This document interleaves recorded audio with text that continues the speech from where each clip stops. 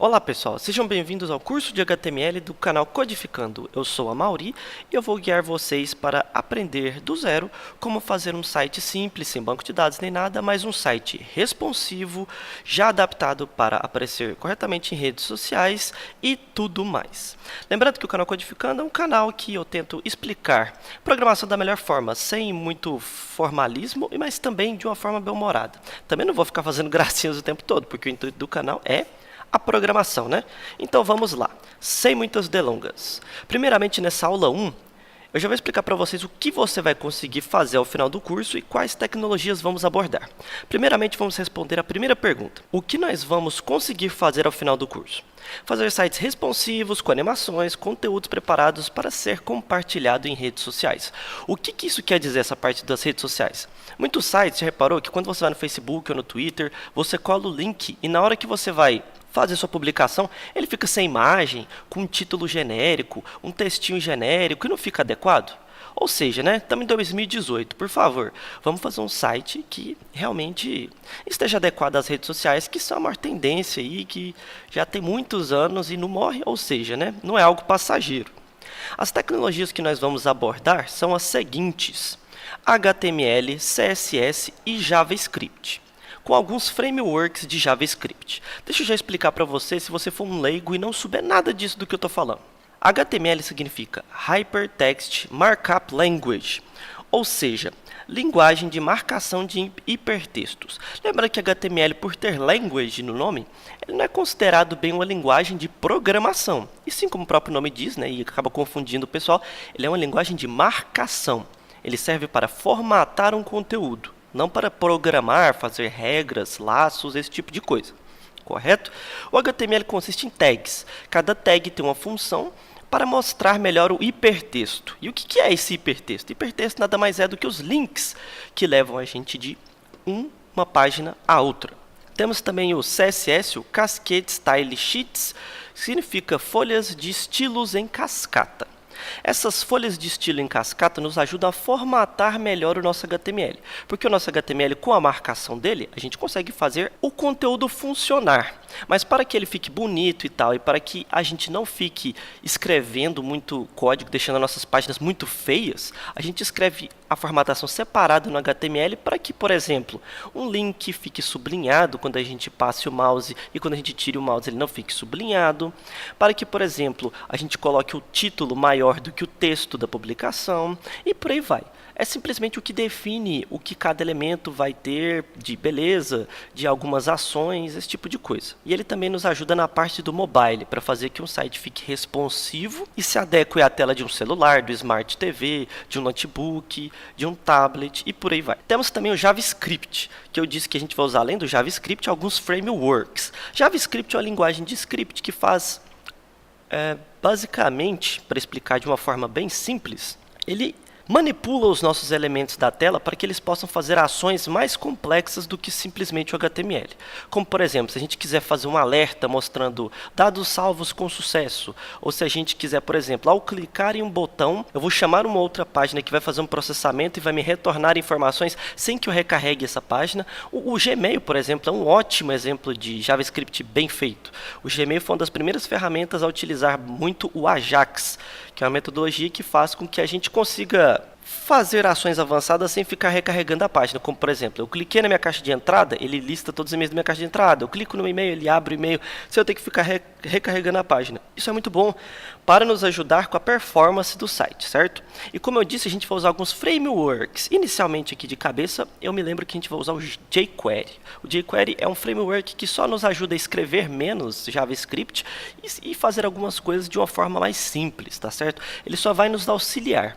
Assim, de uma forma bem simples mesmo, um framework para uma linguagem é como se fosse uma extensão. Por exemplo, se eu utilizo o Google Chrome e eu quero instalar uma extensão para fazer alguma coisa, como por exemplo mostrar a quantidade de e-mails que tem lá no meu Gmail. Isso ele está ampliando as funcionalidades que o meu Gmail tem, correto? Perdão, que o meu Gmail não, que o meu Google Chrome tem, correto? Um framework, ele faz mais ou menos isso. Ele utiliza a linguagem base e estende funcionalidades. Ele pode ser um framework para nos dar, às vezes, opções de facilitar na programação, até mesmo estender funcionalidades, esse tipo de coisa. tá certo? Depois de tanta falação, vamos para o código.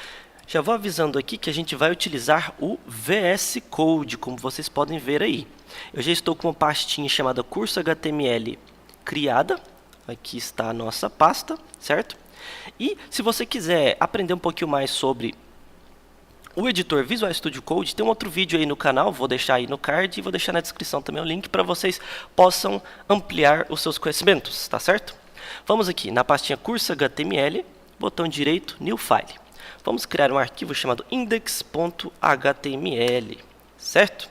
Aqui já está criado o nosso arquivo.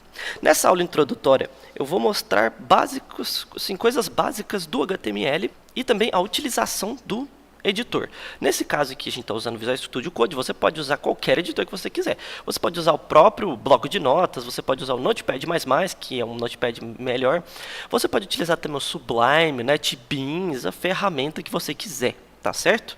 Isso não vai impactar tanto assim no desenvolvimento. O que ele amplia é a nossa produtividade, que é algo que eu sempre tento bater na tecla, que quanto menos tempo a gente conseguir fazer mais coisas, mais produtivo a gente é, mais dinheiro a gente ganha, mais feliz a gente é. Tá certo? Vamos aqui criar então, no nosso index.html, algumas tags que são necessárias e bacanas para você manter boas práticas. Vamos criar aqui primeiro a tag HTML, que é uma das tags principais, né? Vou salvar aqui só para a gente dar uma olhada. Vou abrir aqui o Google Chrome. Google Chrome aberto, vocês viram que não apareceu nada, né? Tá vendo aqui? Tá sem título, a página tá em branco. Por quê? A tag HTML é como se fosse uma tag pai, onde vamos inserir os filhos dentro dela. Se você, por exemplo, quiser fazer sem a tag HTML, você pode. Mas na tag HTML a gente pode pôr diretivas, como por exemplo, o idioma que a gente está utilizando, esse tipo de coisa, para facilitar com que não dê pau de caracteres. Você provavelmente acessou algum site com os caracteres todos quebrados. Foi uma má prática, um mau uso do nosso querido HTML. Mas vamos lá. Agora eu vou criar a tag head. Essa tag head, beleza. Mudou alguma coisa aqui no meu site? Nada, né? Mas vamos ver o que a gente consegue fazer dentro da tag head. Na tag head, eu vou criar o title. E no título, vou colocar aqui: primeira aula do curso HTML do canal Codificando. Agora já apareceu aqui, ó. Primeira aula do nosso curso de HTML do canal Codificando, tá certo? A tag title, ela serve para pôr o título na nossa página. Exatamente, o título que vai aparecer na abinha que a gente está utilizando. Tá certo? A tag head, ela é uma tag que ela é carregada antes do conteúdo. Tudo que está sendo inserido dentro dessa tag, né, que ela abre e fecha, isso é padrão do HTML. Muitas das tags, ela tem a questão de abrir e fechar, como por exemplo a tag HTML, ela abre e fecha. A tag head, ela abre e fecha. A tag title, ela abre e fecha. Algumas tags não precisam disso. Eu vou mostrar para vocês mais para frente. Mas tá ok. Já temos o nosso título na nossa página. Agora vamos criar aqui o body, que é o corpo da nossa página, que é onde vai acontecer tudo o que é visualmente importante aqui para a nossa página. Aqui já vamos mostrar, por exemplo, se eu criar aqui, ó, Hello World e salvar, apareceu aqui bem simples, né? Hello World. Tá certo? Vou até aumentar aqui para vocês verem melhor. Hello World. Tá aqui, certo? Agora vamos fazer o seguinte. Tenho aqui o meu Hello World. Se eu escrevo aqui, por exemplo, aqui vai o título da nossa página, né? Tá vendo que ele está em uma linha e o Hello World em outra linha, tá certo? Mas na hora que eu acesso, olha o que acontece. Ele não quebra. Por que ele não quebra? Vamos até exibir o código-fonte aqui, ó. Olha lá. Ele aqui está com a linha quebrada, correto? O Google Chrome, ele entende isso. Você vê que ele processou aqui a quebra da linha. Mas na página está tudo na mesma linha, certo? Para fazer isso, a gente pode utilizar a tag BR, né? A tag BR, ela serve para quebrar a linha, break. Ela quebra a linha, cria uma nova linha, olha só. Viu? Que agora temos uma nova linha, tá certo?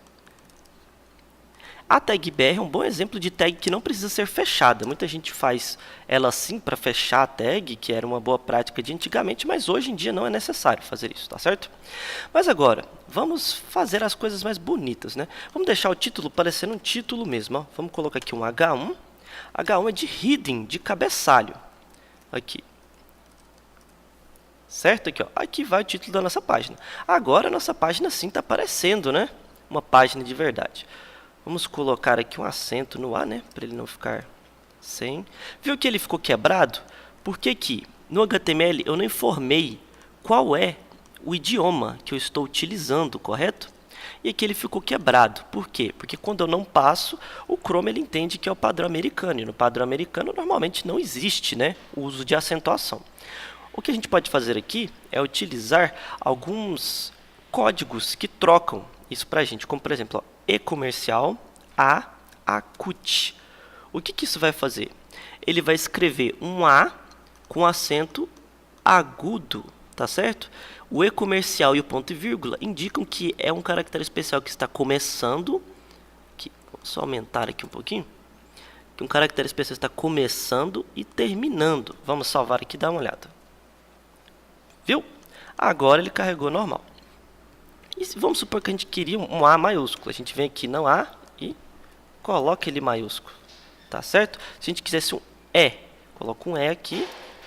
O E vai ficar maiúsculo, tá certo? Mas como não é page, né, página, vamos manter aqui. Tá certo. Agora vamos criar aqui um conteúdo. O conteúdo eu vou colocar na tag P de parágrafo, paragraph. Ele não vai ter muita mudança aqui, mas estruturalmente é uma boa prática que o conteúdo esteja na linha P e o título na tag H1. Isso até é utilizado muito em WordPress, né, que é um gerenciador de conteúdo bem famoso aí das internets. Agora vamos formatar esse texto aqui, vamos deixar esse texto diferente.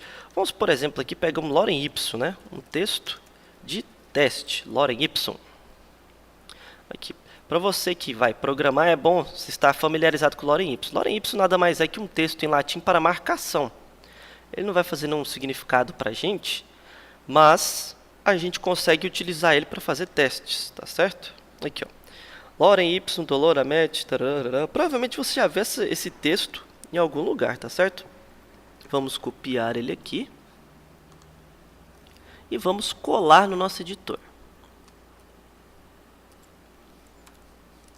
Ficou uma linha gigante, mas aí, agora temos um conteúdo maior, tá certo? Agora vamos separar isso em parágrafos para ficar melhor. Vou até diminuir um pouquinho o nosso texto aqui, não tanto. Pronto. Vou quebrar aqui. Quebrar aqui. Vamos quebrando o texto aí. Nosso texto está quebrado. Vamos definir dois parágrafos aqui, ó. Vou copiar aqui o encerramento da tag. Vou colar aqui, criando uma nova tag P. E ficou aqui, duas P's, né? Olha só. Viu? Entre um P e o outro, ele criou esse espaçamento. E eu não precisei ficar colocando BR entre eles. Por quê? Porque eu defini nos P's que este é o primeiro parágrafo e este é o segundo parágrafo. Tá certo? Pode parecer maçante, gente. Calma, tá ficando meio chata a aula, eu sei. Mas essas coisas básicas a gente precisa aprender para que não nos perdamos na parte avançada, tá certo? Agora vamos colocar uma corzinha aqui neste texto. Vou colocar aqui, por exemplo, de uma forma antiga, que era a forma que era feito. Não é uma boa prática. Vou colocar aqui, ó, fonte, face, Arial. Fechei o fonte. Vi que a tag está até vermelha, porque isso é algo muito antigo. Creio que o VS Code não gosta que a gente utilize isso. Viu? Que ele mudou aqui, ó, a nossa fonte para Arial e o restante está em Times New Roman, que é a fonte default do navegador. Esse tipo de código era muito utilizado antigamente, antes do HTML5, né? Que era uma diretiva mais simples e tudo mais. Para fazer esse tipo de coisa, hoje em dia temos o CSS, que não fica escrevendo aqui fonte face, aí vamos supor que eu preciso de outro lugar, fonte face, não. Aqui, ó. Aí se a gente quisesse mudar a cor, se eu não me engano, era aqui mesmo que colocava. Color red, vamos ver aqui. Isso mesmo. Fonte, se eu colocar o atributo face, Arial é a fonte que a gente utiliza, e o atributo color indica a cor do nosso texto que estiver entre o abre e fecha fonte red, tá certo? Aí esse pedaço aqui ficou dessa forma, tá ok? Mas vamos ver aqui, vamos supor que a gente queira centralizar o segundo parágrafo. Antigamente a gente faria da seguinte forma. Dentro aqui do P a gente colocaria uma tag center e outra tag center. A gente até fechou aqui. Olha lá. E esse parágrafo ficaria centralizado, tá certo? Você está vendo que a nossa página está tomando forma agora, né? Ela já está ficando mais bonitinha. Então, esse tipo de codificação aqui é muito ruim. Por quê? Porque se eu quiser que um pedaço centralize, eu tenho que ficar pondo center. Se eu quiser que outro pedaço fique de cor, eu tenho que colocar font face, font color red. Isso não é bom. Então eu vou fazer o seguinte, para não ficar enfiando más práticas na cabeça de vocês, só estou ilustrando isso para vocês verem como funcionava antigamente, vou apagar essas vermelhinhas daqui e deixar o nosso site o mais cru possível, para que quando a gente chegar na nossa aula de CSS, a gente formate melhor as coisas, tá certo? Só uma ilustração, o arquivo que eu criei não foi index.html em vão. O index.html ele é o índice, como por exemplo, quando você abre o livro, qual é a primeira página que você tem depois de mostrar os dados lá da impressão e tudo mais, o título do livro? É o índice, que ele vai definir a nossa navegação pelo livro. O site da mesma forma. O índice, que é o index.html, vai definir qual vai ser a nossa navegação. Ele vai ser a página inicial que vai nos mostrar as outras páginas, que vai ter hiperlinks, né, para as outras páginas, correto? O index.html, também, vamos supor que a gente está programando em PHP, o arquivo vai ser index.php, se a gente vai programando em C#, vai ser index.cshtml, só que o C# ele é diferentão, né? Mas enfim, sempre vai ser index. Alguma coisa. Você pode sim mudar isso lá no seu servidor, mas o padrão é esse. Como por exemplo aqui, eu estou utilizando um servidor web, que é o WAMP, no meu Windows. Na pasta dos códigos, eu criei aqui a pasta curso.html e criei esse arquivo index.html. Quando eu acesso essa página, eu não preciso informar nada no meu navegador. Só acesso a página e ele já me carrega a página. Por quê? Porque ele é um índice. Vamos supor que eu renomeio aqui ele para index2 e venho aqui e recarrego. Viu? Ele vai gerar um index do meu Apache que vai mostrar aqui a listagem. Vou aqui dar um Ctrl Z. E ele vai continuar carregando aqui normalmente, tá certo? Essas coisinhas simples, o conjunto dessas coisinhas simples é o que define um bom programador. Então, vamos recapitular o que aprendemos na aula de hoje. Aprendemos aqui a criar o nosso arquivo index.html, que é o índice para a nossa página. Aprendemos aqui que temos que colocar a tag HTML, que ela é a tag que vai gerir todo o nosso site. Dentro dela temos a tag head, que são conteúdos que não aparecem a primeiro momento no nosso site, são conteúdos que são carregados antes do nosso site ser carregado e auxilia na execução. Como, por exemplo, a gente vai colocar as meta tags para o Google aqui, meta tags para Facebook aqui, os nossos JavaScripts, os nossos arquivos CSS e tudo mais. No body, que é o corpo, é exatamente onde vai aparecer o site em si.